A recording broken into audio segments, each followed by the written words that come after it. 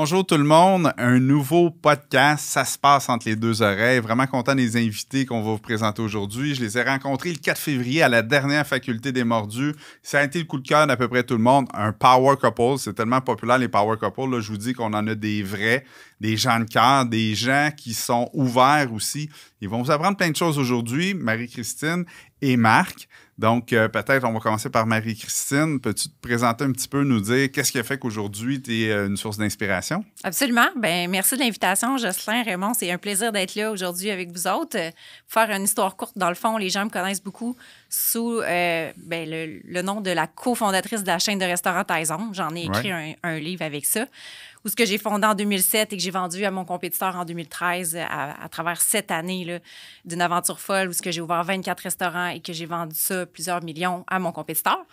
C'est quand même bien, hein? Oui, aller voir le compétiteur et dire « Tu vas me donner de l'argent maintenant? » Exactement. Bien, je pense qu'au départ, on essayait de travailler main dans la main avec eux et l'histoire a fait qu'on ne s'est pas entendu et à la fin de l'histoire, ils n'ont pas eu le choix de nous racheter. On commençait à être un petit peu trop tannant. Puis dans le domaine, souvent, le compétiteur préfère acheter le compétiteur que d'avoir un compétiteur. Ben oui. C'est un peu ce qui nous est arrivé. Puis aujourd'hui, ben Marc et moi, on a notre agence immobilière, MC Agence Immobilière. On a aussi nos actifs, notre parc immobilier. On s'amuse là-dedans, puis on est aussi à travailler sur l'écriture d'un deuxième livre, justement, qui va parler du power couple en affaires, en amour et en famille. Super. Ça résume pas mal. Nice. Marc, de ton côté? Pour moi, à vrai dire, j'ai fait un 360 dans l'immobilier. Je suis un ancien agent correctionnel. Oh. J'ai fait ma technique policière. Puis Ça après paraît ça, j'ai pas. vraiment... Ouais, j'ai pas l'image de ça, effectivement, Ray. Mais j'ai fait vraiment un 360. J'ai apporté une bannière, dans le fond, haut de gamme qui était à Montréal. Je l'ai apporté à Québec. J'ai ouvert le bureau. Puis par la suite, j'ai basculé, dans le fond, en immobilier commercial parce que la plupart de mes clients qui avaient des maisons haut de gamme, il y avait, dans le fond, un volet très commercial. Fait que comme ça, j'ai eu ma chance, puis j'ai eu des mentors. Fait que j'étais allé chercher une bannière qui était de Toronto, qui s'appelle Oberfell Snowcamp. Fait que j'ai ouvert le bureau à Québec, mais beaucoup en représentation de locataires. Fait que c'était vraiment ça mon dada, là. Représentation de locataires. On avait différents comptes que moi, je m'occupais de l'Est du Québec. Mm-hmm. Donc, le compte de IW, Dollarama, on a fait du Sobeys, Métro. Fait on touchait vraiment dans les commerces. Exactement, vraiment dans les commerces. Mais vu qu'on faisait du commercial puis qu'on représentait des locataires, souvent, on faisait des ventes de fonds de terrain. Ouais. Fait que j'ai mon permis résidentiel standard, j'ai mon permis commercial aussi, puis maintenant, on est rendu dirigeant d'agence, puis on a notre propre agence immobilière. D'ailleurs, on s'est rencontrés comme ça, moi puis Marie, sur un deal que je représentais à IW. Fait que c'est comme ça qu'on s'est rencontrés. Marie, comme par défaut, fait de l'immobilier commercial aussi. Là. Mes débuts dans l'immobilier, c'était de faire du locatif. Beaucoup parce qu'avoir travaillé avec MTY, j'avais cette capacité-là d'aller chercher plein de formes de bannières pour les promoteurs. Et puis, à un certain moment de ma carrière, j'étais stagnée parce que moi, je n'avais pas le permis pour pouvoir faire des transactions. Alors, c'est vraiment sur un projet où ce que j'avais besoin d'IW, mais aussi que s'il y avait une possibilité de faire une transaction de vente de ce projet-là, bien, ça pouvait être intéressant pour moi, mais je ne pouvais pas le faire. C'est de là qu'on s'est rencontrés puis qui a fait le début de notre histoire. Puis c'est drôle parce que match. Oui, c'est ça. Puis quand on s'est rencontrés, on avait vraiment des forces complémentaires. Tu sais, Marie était très forte dans tout ce qui est représentation de restaurant parce qu'elle connaissait la mécanique à l'arrière de la restauration. Fait que c'est un gros avantage pour moi parce que quand tu représentes IW ou Starbucks, elle savait déjà les bons spots, les services à l'auto, les pieds carrés, la négociation de beau. Fait que ça a fait en sorte que son bassin de contact complétait mon bassin de contact. Fait que ça a vraiment fait un boom, tu sais, tout de suite au début. Une belle complémentarité, c'est ce qui fait que vous êtes un power couple qui est inspirant. Je vais vous arrêter quelques secondes parce qu'il faut que j'explique le rôle de Raymond. Ben oui, j'ai pas bien eu la sûr. chance de dire un mot Bien encore. sûr. Ouais, je suis gêné. J'ai compris vite avec les invités qu'on avait qu'il va falloir qu'on trace les barèmes un petit peu. Raymond, explique-nous ton rôle aujourd'hui avec nous parce que ça se passe entre les deux oreilles. C'est le titre du podcast. Je pense que dans ce que tu enseignes dans ton coaching, ben, tu nous dis, parce que moi, je suis le premier élève de Raymond depuis près de 5 ans maintenant, tu nous dis beaucoup, il faut contrôler ce qu'on pense et il faut que ça se passe entre nos deux oreilles en commençant. Explique-nous, c'est quoi ton rôle, puis explique-nous, c'est quoi les outils que tu as à ta disposition aujourd'hui. Merci, Jocelyn. En 2 temps, ça se passe entre les deux oreilles. C'est dans le fond, c'est le titre de notre prochain livre. Exact. Et c'est aussi, dans le fond, la vie où on est aujourd'hui, c'est nos histoires qui nous ont menés là. C'est les histoires qu'on nous raconte, qu'on a achetées, et les histoires qu'on se raconte aussi. Alors, si tu veux quelque chose que tu n'as pas encore, ben il faut que tu changes d'histoire que tu t'es tout le temps raconté ou que tu es en train de te raconter. Ça, c'est dans un premier temps. si on revient à notre podcast, à ce qu'on fait ensemble, ben la pépite d'or, quand il y en a une, on pèse là-dessus ici pour tout arrêter les discussions, arrêter les débats. Et là, Raymond, droit de parole unique. Et relever la pépite d'or, parce que trop souvent, dans des discussions enflammées, comme on va sûrement avoir aujourd'hui, puis c'est souvent le cas avec les invités passionnés qu'on fait venir, c'est qu'à un moment donné, on s'emballe dans nos discussions et ils passent souvent sous le radar des pépites d'or. Et ce que j'essaie de faire, moi, je me mets le fardeau de les relever, de vous arrêter puis de relever la pépite d'or. Tout ça tout ensemble pour être au service de notre auditoire. La pépite d'or. C'est très brillant. J'aime le concept. T'es comme le Simon Cowell, lui qui est dans...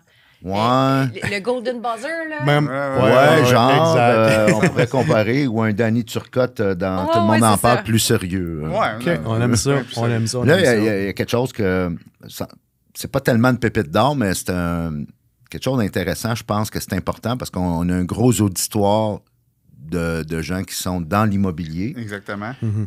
Tu disais, quand tu t'es présenté, Marc, que tu as commencé dans le résidentiel. Exact. Et tu as fait la migration vers le commercial. Oui. C'est quoi, outre la commission, tu sais, si tu mets un building à 2 millions versus un bungalow à 400 000, la commission doit être différente. Exact. Mais outre ça, là, la différence majeure entre le résidentiel et le commercial. Je dirais, les gens comprennent. Là. Pour répondre à ta question, tout est différent. À vrai dire, dans le résidentiel, c'est très émotif. Ben oui. Les personnes qui vendent une propriété, tu le sais, Joss en a fait aussi, là, je pense, du flip et ainsi de suite. Les gens sont émotifs. C'est des familles qui sont là. C'est un processus qu'il faut vraiment les accompagner puis les tenir par la main. Tandis que c'est vraiment un autre business, là, l'immobilier commercial. Ça prend des connaissances au point de départ. Puis il faut vraiment être coaché. Quelqu'un qui fait le switch au résidentiel jusqu'au commercial, nous autres, on a eu la chance d'être mentorés. Puis c'est drôle à dire parce que les mentors qu'on a eus, c'était nos clients. Ils nous ont fait confiance, puis ils se sont dit, crème, on a 2 jeunes avec un fort potentiel qui connaissent déjà la business dû au background, comme tu disais, Ray, qui est important, de Marie-Christine. On a fait le switch, puis ça a quand même bien été. Puis ces mentors-là qui nous ont donné la trace, là, ils nous ont expliqué la façon de faire et la méthode. Dans le commercial, il y a une méthode qui est hyper importante qu'il faut savoir, c'est que la matière première en commercial, puis je le dis souvent, puis c'est très important de le comprendre, c'est... Les locataires. C'est le locataire. Ouais. Parce que avant même de faire une transaction de fonds de terrain, si tu as le locataire, tu es comme 2 coups d'avance. Puis c'est de comprendre aussi la mécanique dans le commercial du locataire. Souvent, c'est un IW, ça paye tant, puis c'est un bail de temps. Ouais, mais c'est plus que ça. IW, il y a des êtres humains qui sont à l'arrière de la bannière, qui ont une façon de penser qui est différente. Nous autres, on s'est vraiment spécialisé là-dedans. C'est que quand on reçoit, dans le fond, une promesse d'achat ou un locataire, on sait déjà qu'est-ce qu'il cherche. T'sais. Il y a le capital humain qui est très important dans ce créneau-là. Mm-hmm. Puis c'est comme ça qu'on a sorti du lot aussi par rapport à Québec, puis qu'on contrôle beaucoup le marché. C'est que tranquillement, pas vite, on a fait 1, 2, 3, puis il y a une confiance qui s'est établie. Le commercial, là, vous devenez incontournable. Incontournable. Quand la confiance est établie. Exactement. Fait que, tu sais, quand tu appelles IW ou que tu appelles McDo puis qu'ils savent qu'ils ont déjà fait un deal avec toi, c'est plus facile d'arriver à tes fins, c'est sûr et certain. Fait que, faut pas oublier aussi une chose qui est très importante, c'est que le commercial, c'est long. C'est pas de quoi qui se fait du jour au lendemain. Mm-hmm. Souvent, on voit les grosses commissions et on pense « c'est payant, go, je vais là-dedans, all-in ». Ouais, mais autre que ça, il y a tellement de facteurs, tu sais. Est-ce que tu me permets d'ajouter oui, bien quelque sûr, chose? Marie, vas-y. Dans le fond, là, moi, ce que j'aime, c'est ton sujet aujourd'hui. Ça se passe entre les 2 oreilles. Parce que moi, quand j'ai rencontré Marc, là, il est très impressionnant avec ses grands mots et ses grandes visions.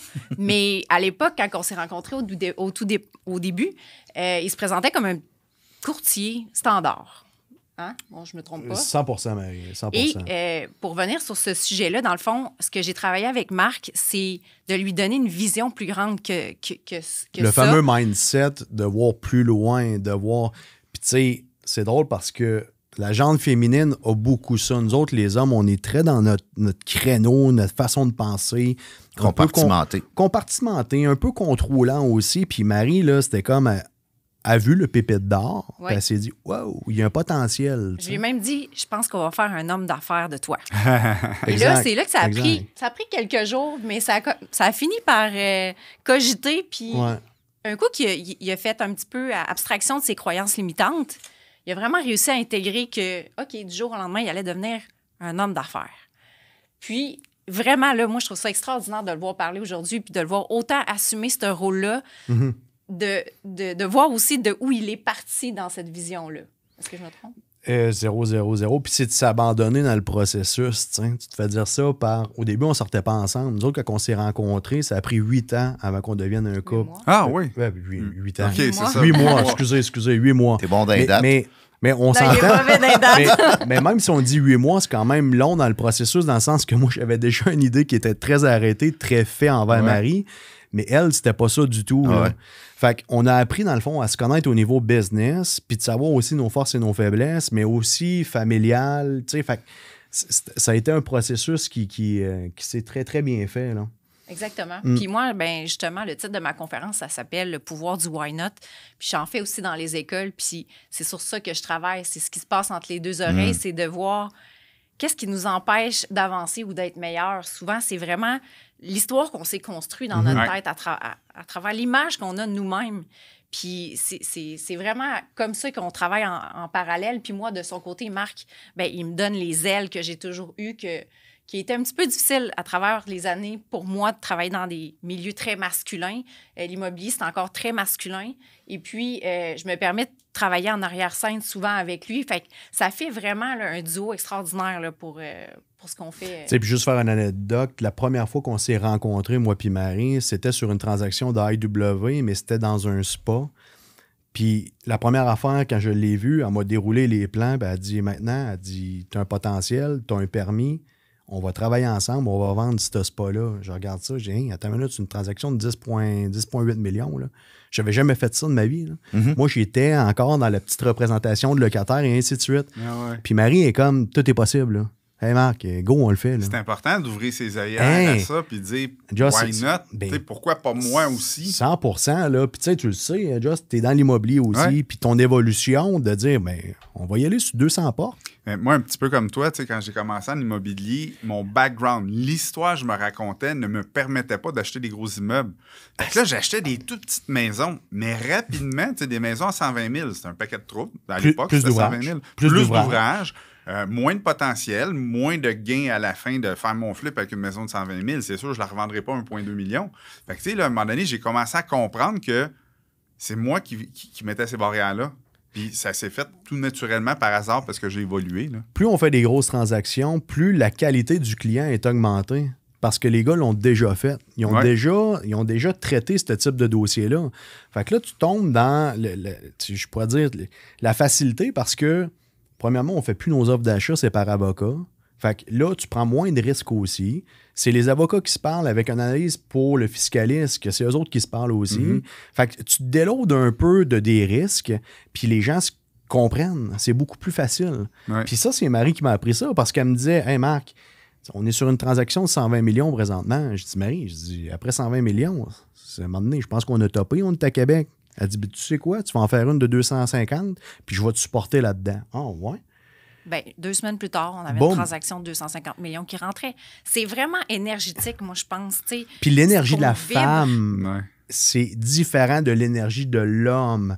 C'est deux énergies complètement différentes. Et quand tu les jumelles ensemble, ça crée une autre énergie. Puis cette haute énergie-là, c'est là aussi qu'après ça, tu sky's the limit. Puis c'est très dur à comprendre, mais je pense que Ray, tu peux nous comprendre. Tout ce qui est les fameux lundis que tu parles, tu parles de Dieu. Moi, je les écoute, Ray, parce que ça vient me chercher. Il y a le côté physique, qui est l'immobilier, le tangible. Il y a le côté intellectuel, qui se passe beaucoup entre les deux oreilles. Mais il y a un côté que Marie m'a appris qui est beaucoup plus grand. Et cette magie-là, là, on appelle ça le ressenti. Oui. Quand on arrive sur des deals, là, moi, Marie, là, on le sait tout de suite. On se regarde. Hey, tu le sens-tu, ça, là? Quelque chose qui m'énerve un peu. C'est pas entre les deux oreilles, puis c'est pas sur le physique. Là. Pourtant, là, sais-tu quoi, Joss? Le dossier, il est payant. Le dossier est super bien monté. Tout est là.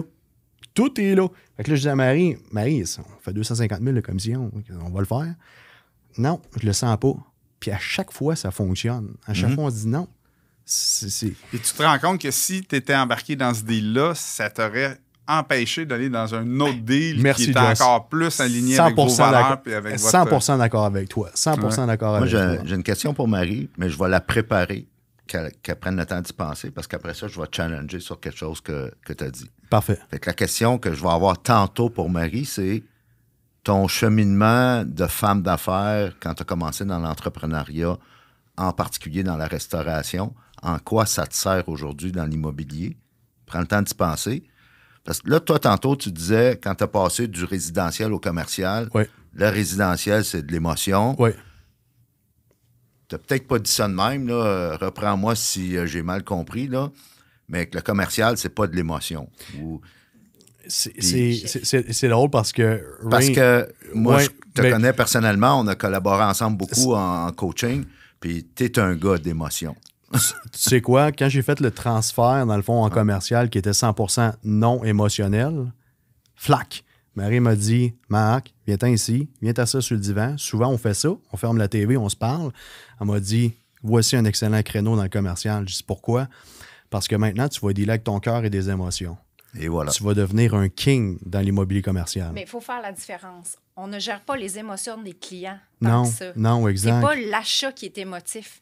Le relationnel l'est. OK. Exactement. Voilà. Merci, on travaille Marie. avec des humains, Très que bon. ce soit vendeur, acheteur, il y a une émotion, mais l'objet de vente n'est pas émotionnel. C'est vraiment ça la différence. C'est sûr, on comprend que Merci, le client Marie. qui vend son Merci strip pour le commercial, live, c'est des chiffres. Exactement. C'est des chiffres. Ouais. Mais au-delà de ça, on prend beaucoup le temps. Le client, ben, y a-tu une famille? Il est-tu sur le bord de son way out? Il est rendu à la retraite? Ses enfants reprennent-tu la compagnie? C'est important. Puis si ses enfants reprennent la compagnie, ses filles ou son fils qui reprend l'entreprise, crème, faut se parler. Là. Y a-tu des valeurs alignées avec son père aussi? Parce qu'après ça, tu as travaillé dans une transaction où est-ce que ça te tente plus 6 mois plus tard parce que le bonhomme, il... Puis quand tu commences à jouer là-dedans, là, ça commence à être fascinant. C'est là aussi que là, il y a plein de cadeaux qui arrivent. Hein, Marie? Il y a une certaine liberté. Hop, tu deviens plus libre de ton temps. Tu fais beaucoup plus d'argent. Par défaut, c'est clair que tu en fais plus. Il y a certains clients qui se tassent aussi. C'est fascinant. Il y a des clients qui font « Oh, attends une minute, eux autres, là, non, ça ne fêtera pas. » Puis ça fait notre affaire aussi. Ça nous permet de choisir nos deals, d'être beaucoup plus équilibrés, de pouvoir mettre beaucoup plus de temps pour notre famille, qui est hyper important. Le succès, c'est une recette. C'est vraiment une recette. Puis vous avez le temps de faire le voyage de Québec pour venir sur un podcast.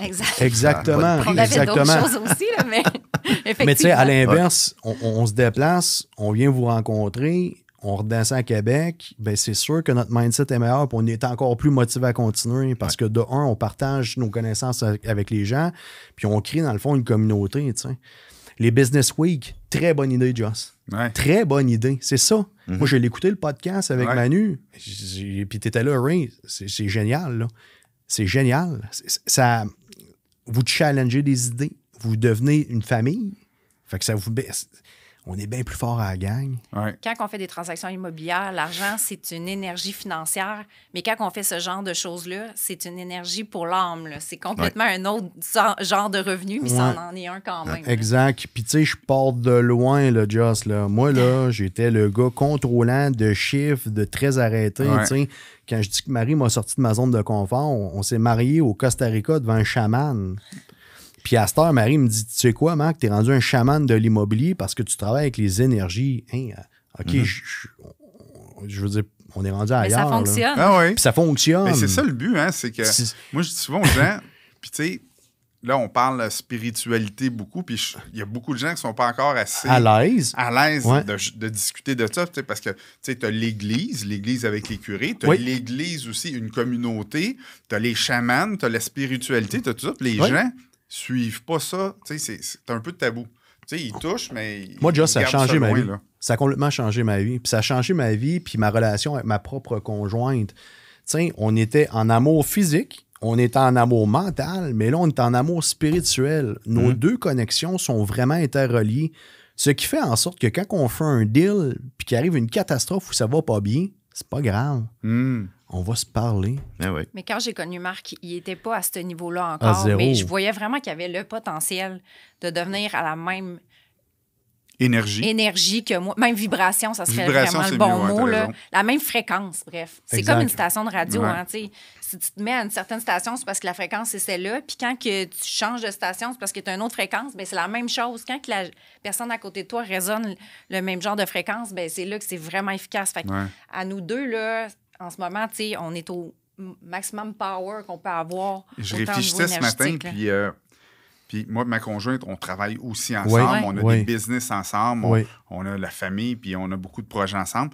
Puis c'est drôle, quand tu parles de fréquence, ce matin, je réfléchissais à notre meeting d'hier soir, puis Lynn est plus dans ses petites affaires. Je dirais pas qu'elle est plus fermée, elle aime les gens, mais elle sort moins. Puis là, hier, on avait un beau meeting avec des investisseurs avec qui on travaille depuis un bout de temps, puis on voulait apprendre à les connaître.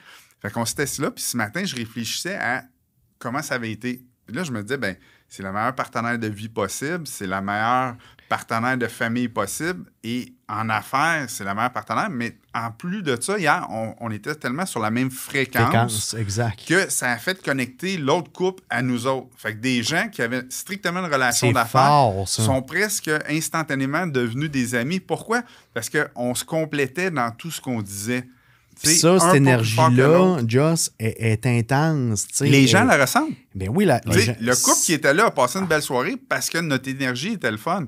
Si l'énergie n'était pas interconnectée, on les perdait, c'est sûr et certain. Moi, je vais vous dire de quoi qui est hyper important. Là, présentement, je suis assis sur une chaise qui a une certaine hauteur. Marie là, est assise sur la même chaise, la même hauteur. C'est comme ça qu'on se respecte, puis qu'on se challenge, puis qu'on évolue ensemble. C'est qu'on est sur la même hauteur.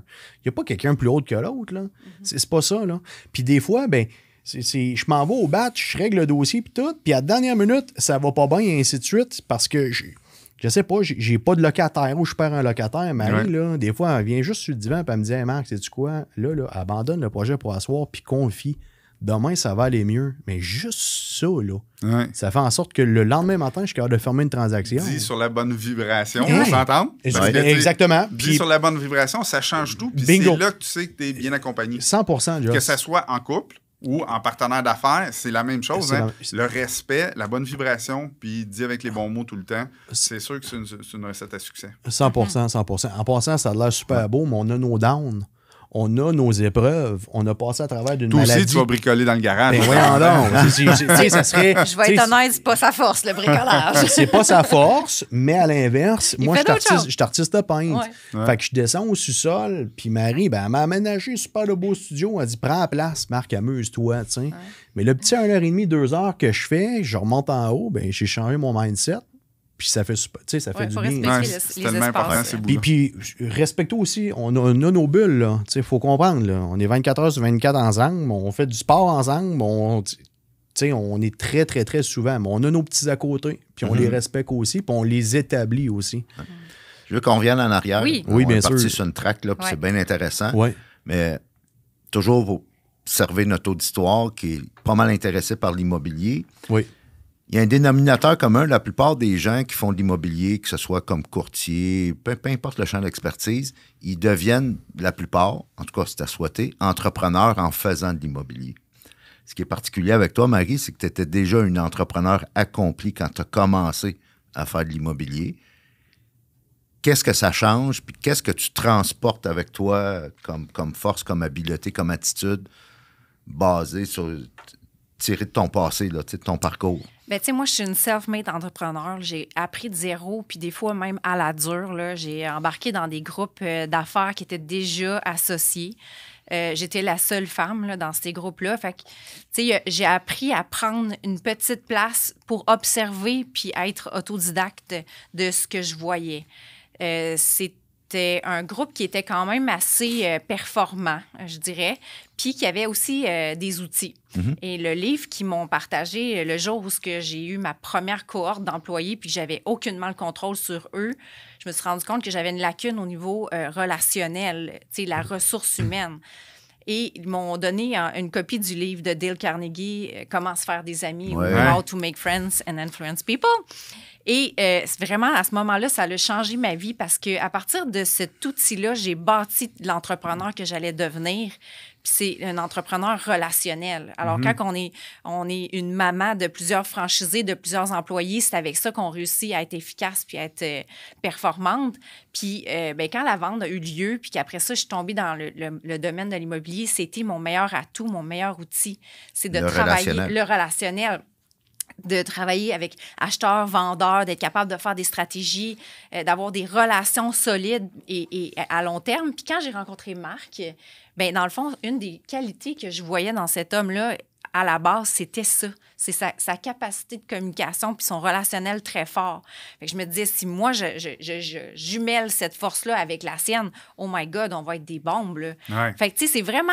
Tu sais, de la business, là, c'est de la stratégie, c'est plein de façons de faire, mais ça se ressemble tout, hein, qu'on change restauration pour immobilier, pour peu importe le domaine. Marie-Christine, pour le bénéfice des auditeurs, oui. là, tu dis, quand j'ai rencontré Marc, ça va faire de la bombe. Oui. Comment est-ce qu'on se rend compte de ça? Moi, ce que j'ai vu beaucoup dans Marc, c'était son charisme. Mm-hmm. Tu sais, avec quelqu'un qui a du charisme, qui a une bonne capacité de communication, puis qui est très rapide à assimiler les choses.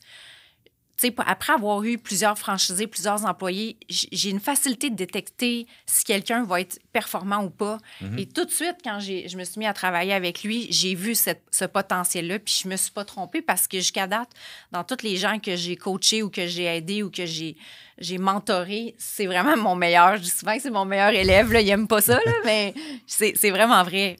Ouais, fait que je sais pas si ça répond à ta question. Donc, c'est de déceler le potentiel, puis ensuite de ça... de maximiser là-dessus. Maximiser, c'est ça, de focusser là-dessus, parce que si on commence à focusser sur les côtés moins bons, ben c'est ça qui va ressortir, puis ça fonctionne pas. Puis je vais compléter un peu que tu es très forte aussi au niveau marketing, au niveau structure de la business. T'sais, ça, c'est un volet que j'avais pas. Fait que, on a créé notre propre agence immobilière. Tout ce qui est logo, marketing, réseaux sociaux, Marie, elle a un don pour ça. Là, elle est vraiment forte là-dessus. Fait que, bon, moi, je suis moins fort, elle est plus forte, mais on pallie dans le fond. Puis on maximise vraiment sur nos forces. Hey, t'es pas bon là-dedans, c'est pas grave, je vais m'en occuper. Ben oui. Mais pour en revenir sur ce que tu disais, oui, il y avait des lacunes, des faiblesses ou des choses à améliorer, mais vraiment de travailler avec lui puis de voir que il met en application rapidement, ben tu sais, c'est là que tu dis, oh, ça commence à être le fun, là. C'est pas quelqu'un qui a les œillères puis qui... Ouais, mais il faut s'abandonner dans le processus, puis il faut tasser notre ego de côté aussi, là. Tu sais, il y a des fois... L'ego, c'est tellement un problème dans ces situations-là. Je te dis, Joss, il y a des soirs qu'on ferme... Vas-y, Ray, je parle plus. Ben, de deux choses. Premièrement, notre entrevue, même si on a beaucoup de plaisir ensemble, tire à sa fin, là. Oui. Et la pépite d'or, qui est le dénominateur commun de toutes nos discussions, c'est que moi, je travaille beaucoup là, en coaching avec soit des entrepreneurs qui débutent ou j'ai aussi des entrepreneurs à succès et aussi des gens qui commencent en immobilier. Ils veulent obtenir quelque chose qu'ils n'ont pas encore. Souvent. Exemple, on va parler de liberté financière. La liberté financière, c'est un concept qui peut être abstrait si on ne précise pas de façon spécifique c'est quoi tu veux dire, là, c'est quoi tu vas faire avec ta liberté financière. Ben oui. Fait que là, on va souvent travailler le plan à long terme. Fait que là, parfait. Des choses que tu veux obtenir que tu n'as pas encore. Donc, il faut que tu fasses des choses que tu n'as pas faites encore.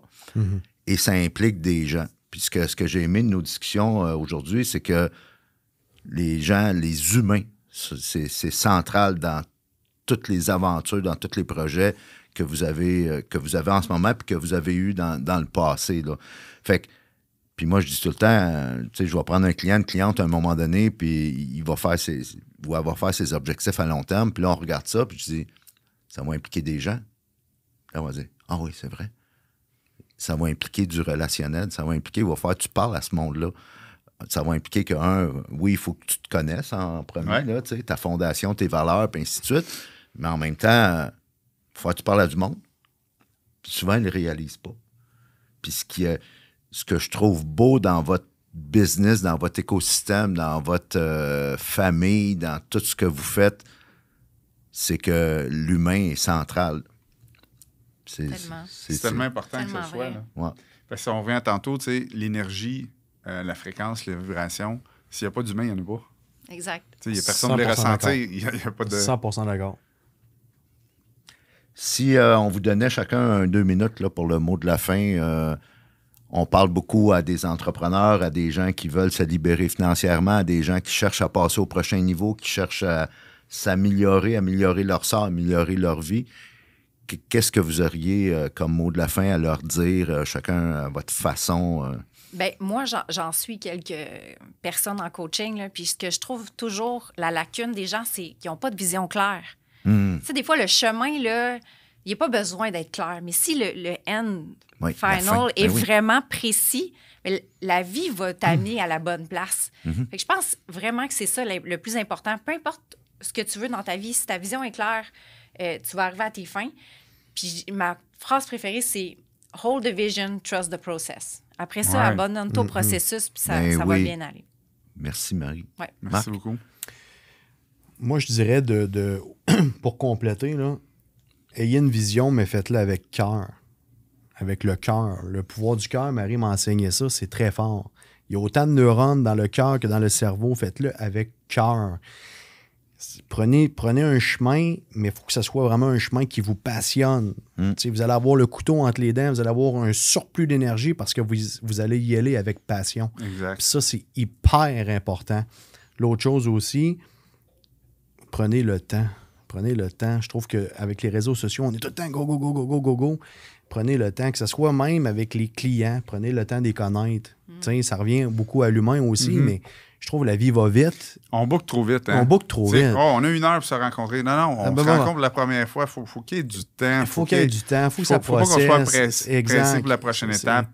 Puis vous faites un atelier ou bien vous faites une conférence. Vous avez spoté quelqu'un qui est fort intéressant, vous voulez apprendre de lui. Allez luncher avec. Prenez le temps de la connaître. Ouais. Ça va vous donner des outils personnels incroyables. Ben, je prends ça au rebond. Le 21-22, j'étais à Québec et j'ai rien de prévu pour les 2 soupers. J'étais avec ma conjointe. Ben pourquoi pas? 2 couples, on s'organise de quoi, c'est ça? Mais gars, le podcast, s'il a juste servi à ça, Joss. Oui, ça peut être extraordinaire. Ça fait longtemps qu'on le dit qu'on va aller manger. Ben, et voilà. Puis tu sais, on peut compléter des deals immobiliers, on peut se renforcer, on peut... Ça serait génial. Super. Ben, merci tout le monde d'avoir été là. Je pense qu'on a encore rencontré des gens exceptionnels. Ouais. Raymond, tu mets sur ma route des gens vraiment exceptionnels parce que c'est Raymond qui invite les gens au podcast. J'ai rien à voir là-dedans. Donc, merci à tout le monde. J'espère que vous avez autant apprécié que qu'est-ce que moi j'ai apprécié. Merci Marie-Christine. Merci. Très apprécié. Très belle invitation. Merci. À la prochaine. Merci.